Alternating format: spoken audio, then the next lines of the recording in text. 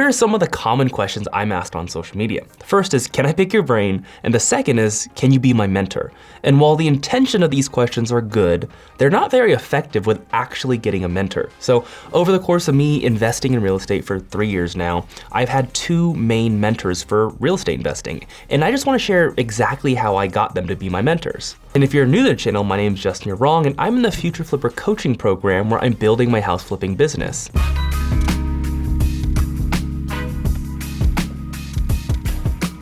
So my first mentor's name was Terrence, and I got him as a mentor when I was actually living in Fresno, California still. I'm no longer there, I live in Vegas now. But at the time, I was just getting started in real estate investing. I bought 1 rental property. I was not an agent at the time, so it was just 1 rental property, basically coming right out of college. And I wanted to buy more properties, but I didn't really know how. I kind of wanted to learn the house flipping game because I bought a rental. But once I bought the rental, I was like, okay, now I'm out of money. I'm out of money. I don't know how to buy more houses. And I was basically asking all my friends, hey, is your mom in real estate investing? Is your dad a real estate investor? And I was just asking them like, hey, connect me with people that are real estate investors so I can learn more. Because at the time, my only mentors were just podcast guests. Like any podcast I heard, I just kind of learned from the people's stories and their mistakes and their failures and their wins. But I didn't have people where I can actually meet them in person and give them a handshake and talk to them. And so I was trying to build that kind of community up. And so a lot of my friends, after a bunch of lunches, I got to meet their dads, their moms, whatever. But there's this one person in particular, and this came after asking my dad, hey, like, do you know anyone in real estate? And he gave me this guy's name. His name is Terrence, and it's a friend of his. And so I just met him for lunch one time, and I kind of told him what I was about and what I was doing. And so I told him I'm fresh out of college. I guess I was working at a bank full time too. Told him I bought 1 rental property, and I remember the question he asked me. Like, he kind of told me a little bit about himself. So he was a house flipper himself. He flipped residential real estate, and he also bought big commercial buildings. But I remember the question he asked was the main question, and I'm probably botching it, but he asked me essentially like, why are you doing this? Like, why real estate in the first place? Like, what's the point? Like, he's trying to get to know me as a person and not just like, you just want to make a lot of money. And I knew at the time my answer because I knew it wasn't just about money for me. Like, money's a big reason. Like, I wanted the financial freedom, which I told him. But I also told him I really liked the business model of real estate investing. And so at the time, I only had the experience of 1 rental, but I told him how I felt about it. And so I remember buying that first rental property. I liked the business model where if you had a rental property, you as the landlord would get rental income, so you would win. But also the tenant, yeah, they're paying, but they have a place to live, so they win too. And so it was a model or a business model where there was a very big win-win situation. And I told him that was kind of new to me, and I really, really enjoyed it. It's like, I came from a team sport background, and he was a sports guy too. He's a pro baseball player. But I came from a team sport background with like basketball, volleyball, whatever it was. And I told him how like it felt like that. Like it felt like I was leading a sports team again. I felt like everyone was winning together. And I really, really love that. And I just kind of want to feel more like that. And so that was kind of the thing that I said in general. Like, I'm sure I said other stuff, but it was like 3 years ago. But I remember him asking me that, and I was like, that's an interesting question to ask. And I get why he asked it, because from that, when I answered that question, he kind of gave me the, I see, like, I get it. I understand now. And I think at that point, like, I didn't work for him straight away. And we touched bases here and there. You know, I heard maybe would hear a podcast, and maybe that was super valuable for a big business owner. I was like, hey, like, I would send him podcasts. I'm like, you might want to listen to this. Like, this is really, really good stuff. And he'd be appreciative. And I just try to be nice. I sent a thank you letter. I think that was big too. Like, I'd send thank you letters to him. I sent a thank you letter to his assistant at the time, like his front desk assistant. And as time went on, I remember meeting him again. And I asked him, I was like, hey, like, can I help you in any way? Can I work for you? And he kind of told me like what he did. Like, he owned not just real estate, but like actual like businesses and stuff. Like, there was an ice rink in town that he's like, hey, like, you can check out this place and see how we can improve it. And so I remember I would go to the ice rink and I would just kind of like walk around at the ice rink that he was, I think he's like part owner or whatever. And I would just give ideas. I was like, oh, like, you can put a machine right here, like a vending machine, whatever I said, I don't even know. Like, they were probably bad ideas, but I just gave every idea on like improvement for the rink. I was like, oh, like, your little food stand area like looks really, really bad. Like, maybe have it nicer, the pricing or whatever. Like, I made little suggestions here and there. Like, I put it in the document, I emailed it to him. And I would just give like suggestions because I was trying to help. I was really just trying to help learn business, to be honest.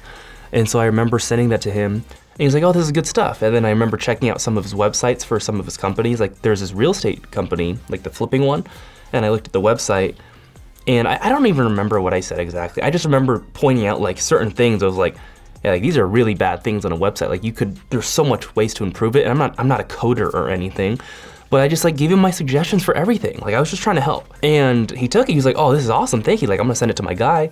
And then I remember when I met him again, he was like, yeah, that was good. Like I remember sending your suggestions about the website. And I was like, hey, like he's saying you're doing it wrong. And then they got it fixed. And so he was super appreciative of that. And then I remember the next time I met him, and I actually wanted to work for him. I was like, hey, like, I wanna see how I can help because I wanna learn more about the investing side. Like I wanna learn the house flipping and all that stuff. And he's like, if you wanna work for me, just get your license. Like, I wanna make sure you're licensed. I was like, all right, fine.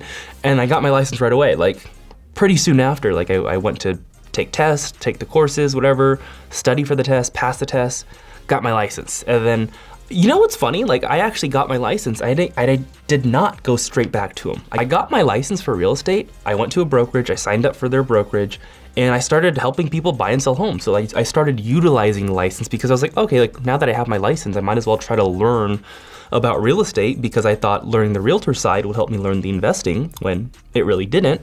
Then maybe like 6 months after I had my license and I was helping people buy and sell homes. I wasn't doing that great of business as a realtor, never was. I didn't like it that much, to be honest. I came back to him and I was like, hey, I got my license now, like, what do you need me to do? Like I started utilizing it, I started to learn like the process of what transactions look like for real estate. And I was like, how can I help now? And at that point, I remember we met at one of his other businesses called Granite Park. It was essentially just a baseball business where there's a lot of baseball diamonds and stuff around. And we had a conversation about like what it would look like to work for him. And honestly, I never got a super clear picture. I remember asking him, I was like, well, what exactly am I doing? And I think he said something to the extent of like, just gonna make money. And I was like, what do you mean? Like, what am I gonna do? And really what he needed, which I didn't know at the time, but he just needed someone to run that whole house flipping operation. Like he needed someone to find deals for him. He needed someone to negotiate the deals. He needed someone to actually like close the deal. He needed someone to bring out the contractors to get bids, and then he needed someone to manage the projects. So like, and then also like deal with all the lenders and stuff. So like, I basically helped him do everything. Not for a lot of deals, but just for a couple. And it was just honestly eye-opening. And so that was kind of the introduction to house flipping that I got. Basically how it worked was like, I'd find a deal, I'd pitch it to him, like, hey, like, I think this is a really good deal. Like, here's what happened. I was cold calling, I found him. He wants to sell for this price. I think we can get him here. And then he kind of gave me tips on negotiation, which is super helpful, of like what to say to these homeowners. And I remember that, I was like, wow, like this is so cool. Like, I didn't realize house flipping could be a full-time career. I thought it was just a investment type of thing where like you do it and it just kind of sits. Like even though house flipping, if you know what it is, it's like a 6-12 month thing where you buy a house, you fix it up, and then you resell it. But for some reason, I thought it was just investing, like rental properties where you just buy something and then you have, it returns forever. I didn't know that was a job. Like I didn't know it could be a career. So I worked for Terrence for about 6 months, helping him find deals and do all that stuff. And it was honestly super helpful. I'm like forever grateful for him to kind of taking me under his wing for that. And then after 6 months, I kind of went on my own. And I went on my own because I remember doing the last deal with him. I did a lot of the stuff, like almost everything.